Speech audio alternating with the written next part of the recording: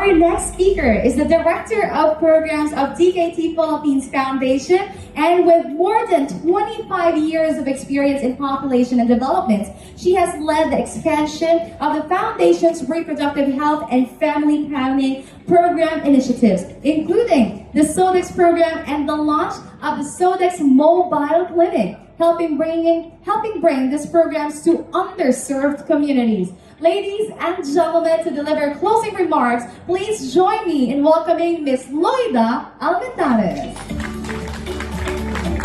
Thank you, Joy. And once again, good morning, everyone.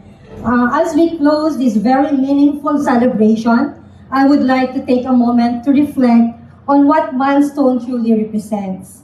So today, we did not simply launch a floating clinic, but we launched a new pathway, a new service pathway, enriching communities and a renewed commitment from the DKT Philippines Foundation.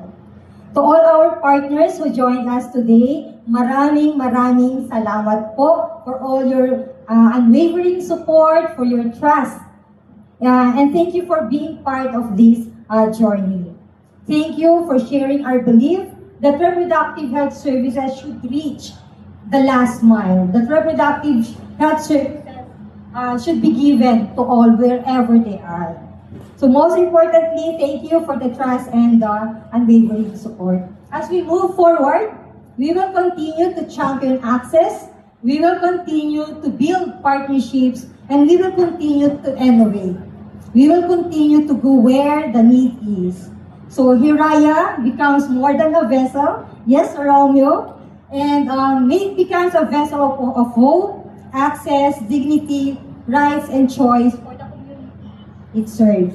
So to everyone who helped us make this vision possible, Denise, thank you very much for the trust. All our partners to the bar, we are excited to start our journey. So again, maraming salamat po.